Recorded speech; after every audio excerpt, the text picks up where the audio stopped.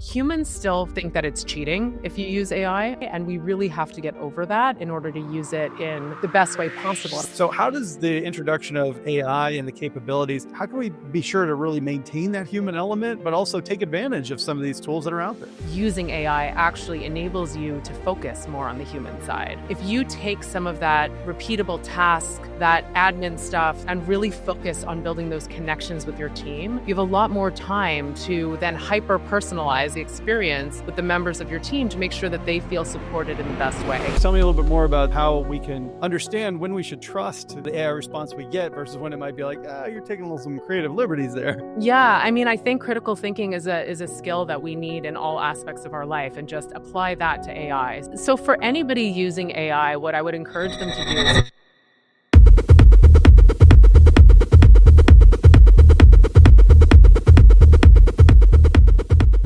My very special guest is a co-founder of Future Forward. Her mission is to empower human resources and all leaders of the future to make work better. Early in her career, she served as a consultant in Deloitte's enterprise risk services and human capital practices, and in a variety of senior HR roles at American Express. She is Naomi Teitelman. Welcome to the show, Naomi. Thank you. It's so great to be here. I'm excited to have this conversation. We're going to talk all about the intersection of AI and humanity, and we're just going to have a grand old time of it. That sounds fantastic. Well, in our previous conversation, I know we had a chance to connect pretty briefly, but it was just an amazing conversation. I want to follow up on this balance between AI. How can it enhance our skills and capabilities? But also we have to offset that risk of outsourcing our thinking, if you will. So what sort of specific skills are you seeing as sort of durable, right? Even as AI continues to evolve, what's going to remain uniquely human for us? Yeah, well, you said the key word, which is thinking. And I've been thinking a lot about thinking lately.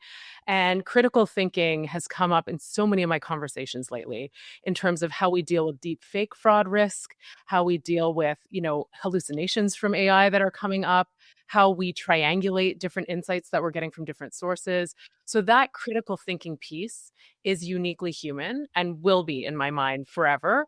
I would have also added in empathy, but there's so much talk today and through the course of the 3 days of at Transform, including on my panel, actually, on the empathy piece of AI. And there's some great tools being developed that build empathy into models and into tools. But that being said, you need the humans to teach the bots to be more empathetic. So I would say those are the two that come to mind. Relationship building is another one that will never be replaced by robots. Let's think a little bit more about critical thinking. So hallucinations, tell me a little bit more about how we can understand when we should trust, the AI response we get versus when it might be like, you're taking some creative liberties there. Yeah, I mean, I think critical thinking is a skill that we need in all aspects of our life, and just apply that to AI. So, if something looks off, you have to use your human judgment, the same way we do now with what we read in the news, what we read in books. We always have to use that critical thinking. How do I know this is true? How can I trust this? Trust is an enormous topic when we talk about AI, when we talk about kind of the current environment. So trust is a key word. So how do we trust AI, and how do we trust that it's delivering what we want it to deliver, producing what we want it to produce? You can ask it. You can actually ask it, where did you get that? Where did you find the source? I've done it myself. I've been playing around with, give me salary benchmarks on certain roles. That is very sensitive information that you want to make sure it's searching for in the right sources. So asking it, how do you develop that model? How did you come up with that model? Is an opportunity to really kind of gut check and kick the tires that AI is using relevant sources. It makes me think a little bit about just the natural evolution we've had as humans. We've had the cues. We kind of read people, sometimes even instinctively or at a subconscious level. But AI came from, I don't want to say it came from out of nowhere, but it's basically something very new for us as a species, if you will. And thinking about how, have you seen those instincts sort of translate well? Or is it really altogether new stuff that we need to be aware of if we're going to ensure trust and that sort of believing in what we're hearing back? Yeah, I think it's a little bit of both. I think you have to have a healthy amount of paranoia and a healthy amount of skepticism in anything you read or take in these days. And part of it is you don't know sometimes if it's generated by AI or if it's generated by a human. I read a great article that said employees trust memos that come out from CEOs more than if they come out from AI. But if we think about it now, there's so many memos that are not written by CEOs today, or before AI, right? The communications department would write it, the HR department would write it, but for some reason we still have a hard time trusting what's coming out of AI. And I think that's just a function of the fact that it's brand new. I keep saying we're in inning one of a million inning game. And so, the tools are not perfect. They're never going to be perfect, but they're going to certainly evolve. And so, I err on the side always of skepticism and kind of pressure testing and not believing what's in there. I think humans naturally want to trust other humans. I think you have to be very careful to trust kind of the stuff that comes out of AI all the time. I think we have to use that critical thinking. That's such a great point too about communications department, or sometimes senior leaders might have speechwriters, and it's an implied endorsement that if you said it, or if it comes from your pen, quote unquote, that at least you're signing off on it. And so even just attaching your name to it, certainly, if you create a video and you've said something, what really is the difference that your communications director wrote it versus AI helped you with it, whatever it might be? It's an interesting translation to see Yeah, that. I also see that humans still think that it's cheating if you use AI. I hear that a lot. It's cheating, or you have to cite where it came from, which obviously we always have to cite if we're taking ideas from other places or other people. Um, but there's kind of this level of still stigma around using AI, and we really have to get over that in order to use it in the best way possible. And I think we're going to get to this to really let the bots do what they do best and leave the rest for what humans do best. Yeah, I was at a faculty development session recently, and they were talking about what do you make your students declare? And they said, do you make them declare that they use spell check that's already built into these tools? They said this is a moment in time, and eventually, yes, it's all new to our point, but I think it's going to, as it continues to evolve, there'll be more comfort with the fact that what is an advantage isn't necessarily cheating. When does it cross? But it's when you misrepresent that Yeah. could be part of the issue. So in these early days, maybe disclosure is sort of the more trust preserving move, Yeah, it sounds that's like. a great way to put it. Yeah, interesting. And I know that also you emphasize the importance when we think about empathy when it comes to leadership roles and that emotional connection specifically. So how does the introduction of AI and the capabilities, how can we be sure to really maintain that human element, but also take advantage of some of these tools that are out there? Yeah, I mean, I think it actually, I'll flip it and I'll say using AI actually enables you to focus more on the human side, right?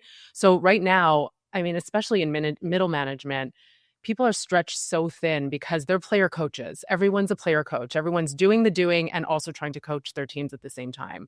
If you take some of that repeatable task, that admin stuff, the writing of whatever you have to write, and really focus on building those connections with your team, you have a lot more time to then hyper personalize. That's a buzzword, but hyper personalize the experience with the members of your team to make sure that they feel supported in the best way. So, in my mind, again, taking the robot out of the human leaves the human to do what they do best. So it's like such a time saver. The question becomes for the leader, what are you going to do with that time Right. Yeah. savings? How are you going to choose to invest it? Are you going to just do more of the things you might be more comfortable with, a little bit more directive?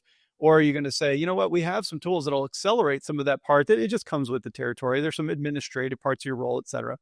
But it frees you up then to do the coaching, the mentorship type things that only you can. Yeah, that's right. And a lot of managers and leaders are not comfortable leaning into that because they've become a leader because they were really good at their individual contributor role. And then they get promoted to leadership and it's a completely different skill set. So they lean into the more technical functions of their jobs. So once you remove the technical functions of their jobs, then they're left with real leadership.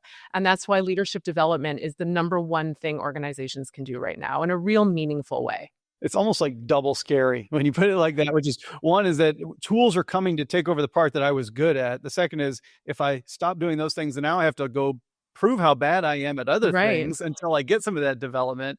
It's not an easy time, to your It's point, not. to be a middle manager for sure. No, it's really not. And even think about the downstream implications. Even if we're not using AI tools to automate the leader's job, we're using it to automate their team's jobs. And therefore, some of that, maybe higher level stuff that the leader was dealing with can delegate to their team and then they're left again leading, which is a very difficult concept for lots of new leaders even without AI, right? You get into this leadership role, you're like, what's my role here? What do I actually do? What do I write on a piece of paper that I've done at the end of the day?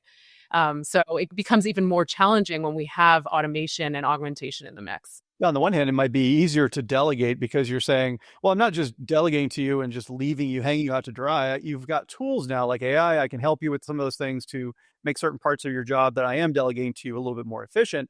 But at the same time, it's that, okay, but how does it, yeah, what am I really doing? Like you said, if I'm, is that leadership, when I'm delegating more and opening myself up, but it's more ephemeral sort of what it is my contribution is. How do I point to it and say, oh yeah, I did that, Yeah, that exactly. this is why how I even think about myself and how I've created value, my own self-worth, much less when it comes time for promotion.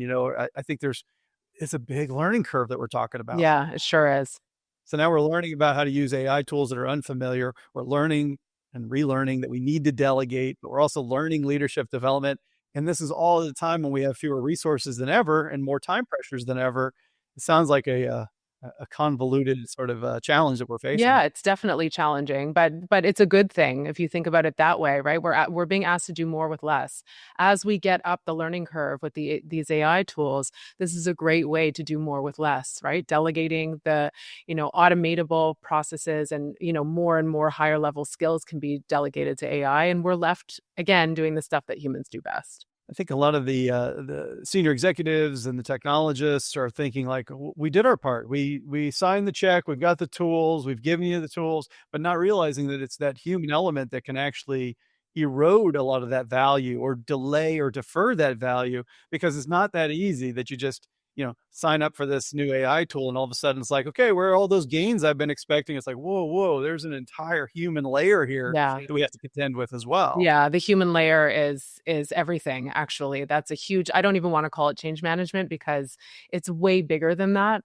But adoption rates are low, and it's understandable because you can't just throw this brand new technology on people's laps and ask them to learn it in their spare time. You have to give them, I was listening to a panel this morning, you have to give them the opportunity to learn, right? You have to give them the free space to just go in and play and learn, because that's the only way you can get going with these tools. Is ask it a question. If it doesn't produce what you want, ask it another question, ask it a different way, put in some more limitations, put in some more variables, right? And you only learn by doing. So the more organizations can build in kind of free space for people to do that openly, people will be up the adoption curve much faster. That's why I'm excited that we're here at Transform. It was really one of the marquee HR conferences for sure.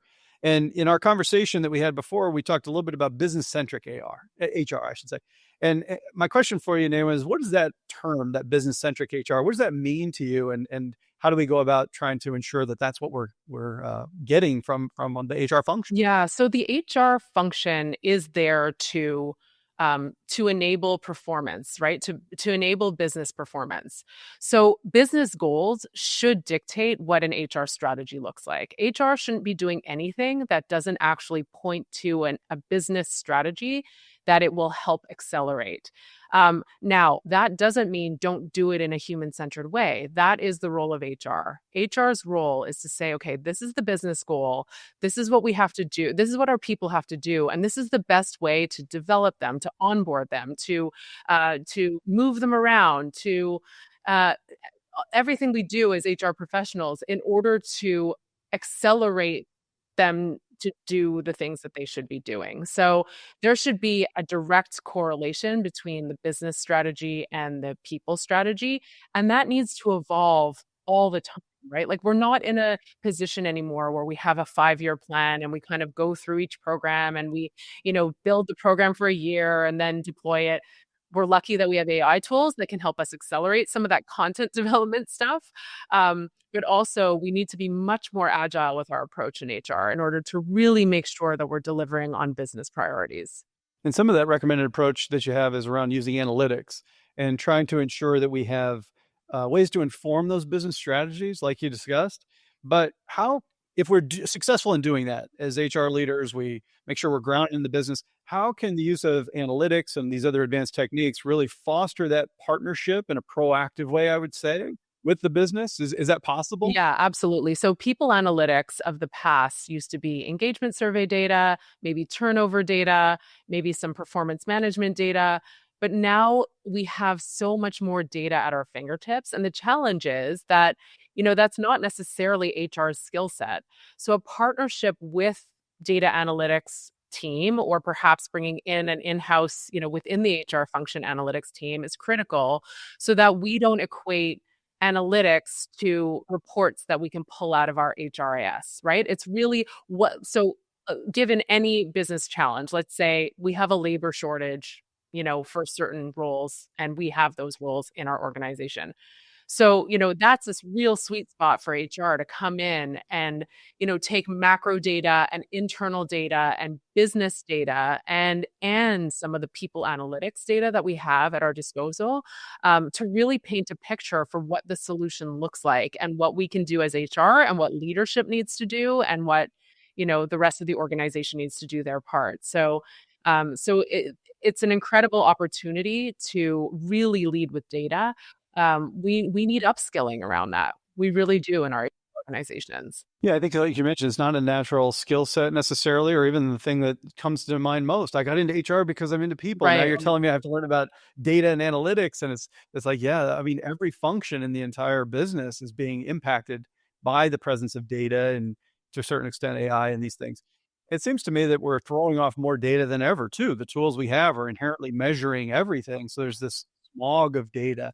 So it's almost like we need the HR analytic bench and the tools to overcome some of the data smog that we've also had. So it's an escalation that's happening. Yeah, absolutely. I love that term, the smog. That's a great term. Um, But you contrast that with we used to provide the data that we had, right? And so we only had a certain level of data, like I said, turnover statistics or, engagement survey data. But now we really have to flip the problem and really ask ourselves, what problem are we solving? And therefore, what data do we need to go retrieve? And what do we have at our disposal versus what do we have to go perhaps buy externally versus how can we get other members of our team to come in and help us. Yeah, that makes total sense. We've been talking a little bit about how to use analytics and data strategically and foster those proactive partnerships with the business. But HR also has the more tactical role, the more sort of day-to-day role as well. And we had an interesting part of the conversation around AI chatbots within HR. And when they're not deployed effectively, they can create frustration, they can create confusion. What are some tips that you might have or things we should be thinking about for HR when it comes to creating technology interfaces, if you will, AI empowered, that really make life easier for managers, for employees when it comes to those day to day things? Yeah, I mean, you mentioned confusion. You also tax out the HR team in the end because they get so many more questions. And back to our word trust, you've completely eroded the trust of your business partners, right? They're not going to come to the chatbot anymore when they ask it a question and it gives them a garbage answer or a generic answer or says, go read this article, right? Which we've all had that experience as customers, and it's horribly frustrating. And you just want to click agent, agent, right? So, just being very human centered about it and being very, use design thinking, what does the end user actually need, and not use a tool just for the sake of using a tool, but really make sure that it's ready for prime time. And that there's change management involved too, right? Because even if you deploy the best chatbot in the world, there is a change management effort with it that the person who's used to going to their person to redirect them to a chatbot it's a change in habit. So you just have to really make sure again that you don't just turn on the lights and everyone will go to the party, and really kind of build that environment and build that burning platform that you need to go and do this differently. It's amazing. A lot of times when we see, especially early career workers enter the workforce, they're used to going to YouTube, for example, to solve all of life's problems, just about anything at all. You go and you look, but then when they show up for their first day of work and they have questions, there's no YouTube equivalent to say, how do I get self-service, rapid, just-in-time answers to my problems? So it's sounding like with AI chatbots, for example, at least in theory and probably in practice as we evolve, there's a little bit more of this opportunity for that self-service, getting me just the right answer, just the right time. which might help level the playing field a little bit for the experiences I have in my normal life. And then I come to work, everything's like, why are we still doing it this way? We have these forms, everything's backwards. It doesn't make any sense. Yeah, no, it's horribly frustrating experience for employees to come on board and have that terrible experience you just described. Um, and I forget what I was going to say. Okay, carry on. Yeah, it brings me to this next point, which is that the manager at one point, I go back to the manager, the primary listeners for the show were really on the business side, thinking a lot about this. It's exciting to think of what's possible when it comes to these types of tools.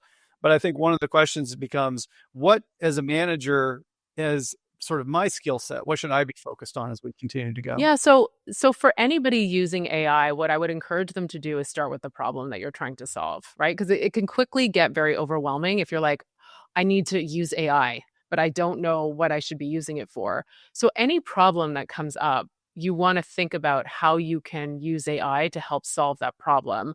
The good news about AI is it uses natural language. So there's no new coding language that you need to learn in order to use it effectively. Like I said, just play around with the prompts. Use it in your personal life. I used it to ask, what my family should do in Vegas while I'm at a conference. So use it for things that you can pressure test it and see if it's giving you the right answers, and then apply that to what you do in the workforce. We're ready for my favorite part of the show. It's completely ridiculous. I have a trivia question in my hot little hands for us. I don't know the question or the answer, so you and I are going to be a team. We're going to try to answer this question, Naomi. You ready for this? It's so exciting. This never goes well. I don't know why I had this idea, but I love it. Not created trivia. I just have to put it out there. I know myself either. So I think the audience probably gets it right 100% of the time, and my guess and I is about 50%. So it's not too bad, but we'll Okay. see. Okay. We briefly talked in our pre-conversation about your love of Peloton, and as you might know, my producer also big fan of Peloton, and so she's given us this question: what Peloton live class has had the most participants riding at once? I've got a multiple choice here. Was it a Saturday 60-minute ride with Robin Arzon? Am I saying that right? A 30-minute New Year's Eve dance party ride with Jess King. C, the Turkey Burn ride with Robin Arzon, which is in November 23rd, 2023, or the 30-minute hip hop ride with Cody Rigsby. So we've got a 60-minute ride, we've got New Year's Eve, Turkey Burn, or the 30-minute hip hop. So, Rachel, you didn't even have to put a multiple choice there, actually. It's the turkey burn. It's the turkey burn. It's the turkey burn. I'm going to take listeners, if you're playing along at home, you can lock in your answer. The answer is C, Robin's turkey burn ride. Had a record-breaking 33,500 live riders for the class. Amazing. And the fact that I knew that is, I don't know if it's sad or you say what it is. I don't. It's fabulous is what it is. I love it. I love it. You crushed the trivia question. But Naomi, I've got an even better question for you. Where can my listeners go to learn more about you and about Future Forward? Thank you so much for the question. You can find me on LinkedIn. I'm quite active there, either under my own profile, Naomi Teitelman-Cola, or Future Forward is up there too. And our website, you can learn more about our podcast, our newsletter, and our community. So futureforward.com, futureforward.com. Listeners, I'm going to have those links for you in the show notes. You're only one click away from connecting with Naomi, learning more about Future Forward. Naomi, thank you so much for being with us today. Really loved having you on the show. Thank you so much for having me. This has been great.